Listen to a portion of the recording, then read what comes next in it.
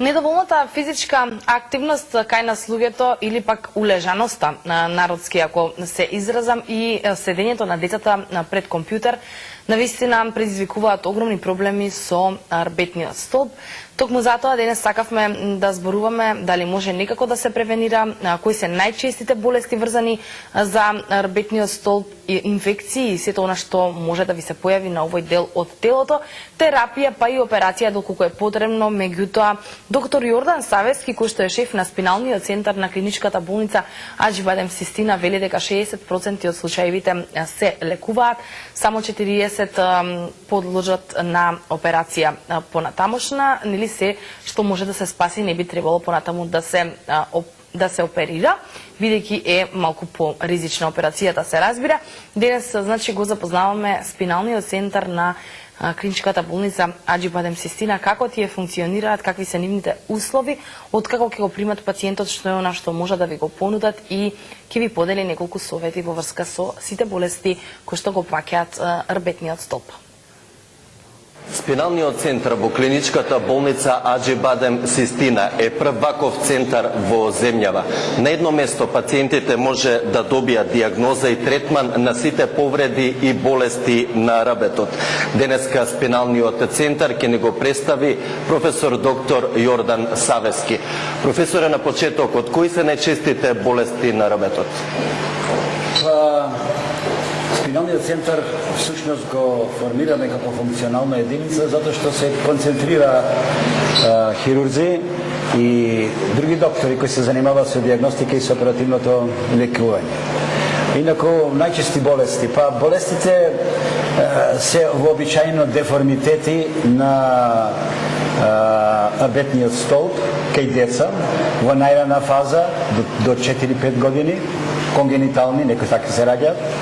Понатаму во покасната фаза дегенеративни, кои бараат оперативно лекување. Понатаму инфекции на рбетниот столб, тумори на рбетниот столб, дискус од кои можеби се и најчести тие се случуваат, речиси кај секој трети да има некој дискус.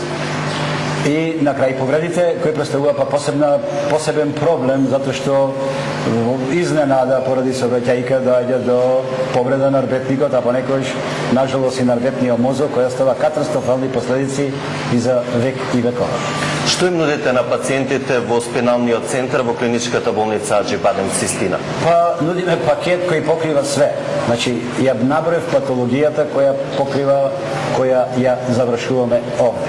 Инаку нудиме прво веднаш прием на пациентот кој е за операција, а преку амбулантскиот дел совет за терапии, не се оперира секој, да се разбериме, со болест или повреда на рбетниот столб, само некој. Значи, тоа го нудиме. Рачистување кој се лекува конзервативно, без операција, кој е со операција. Значи, комплетна диагностика и на крај видот на третманот. На 60-70 се лекуваат без операција, а другите се лекуваат со оперативен зафат. Ова е всушност мултидисциплинарна гранка. Така е. Освен травматолози, работат и неврохирурзи, и кои се останати специјални? Значи овака, јас сум хирург, општи хирург, су специјалист по травматологија, се занимавам со оваа патологија, првата операција се направила 74-та година и како следуваше напредокот и полено на тие работи, така го следиме, нели, светот.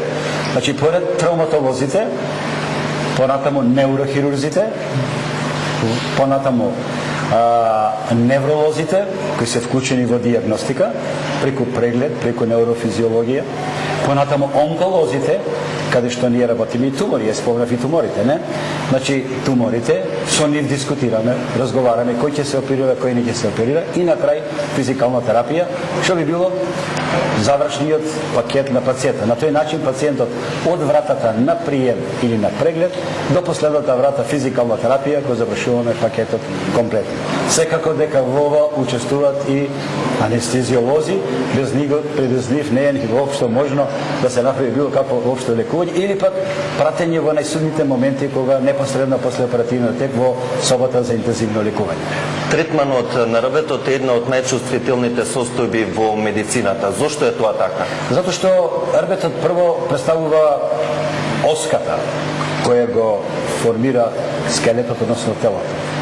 Меѓутоа, арбетот има и заштитна. Тој представува еден кафес кој го чува арбетниот мозок од накнадни повреди. И затоа е чувствителен, затоа што при повреда изненадна возејќи, одеднаш доаѓа до фрактура и може да биде и тој повреден. Или пак дегенеративниот процес кој се почесе со текот на старење, како што делува на другите делови, делува и на арбетниот стол. Се формира дегенеративни арбетни со искривување, со болки, дискусии и така. Секој не планиран, не добро испланиран потез може да дојде до повреда на нервните структури кои ги чинат арбетниот мозок и корените кои излегуваат од првиот па до последниот кои се одговорни за осетот, односно чувството на осмислување на делото од телото по целиот организм. И ако дојде до тоа веќе би представувало катастрофална компликација. Кој е вашиот совет? Како да го зачуваме арбетот? Значи, арбетот е основа, ја на сите пациенти ви кажувам, дека вежби, физички активности, да се сочува таа летва, како што овде во овој хол имаме столбовите на зградава, тоа е таа летва која го чува арбетот, за да не дојде покасно до несакани последици.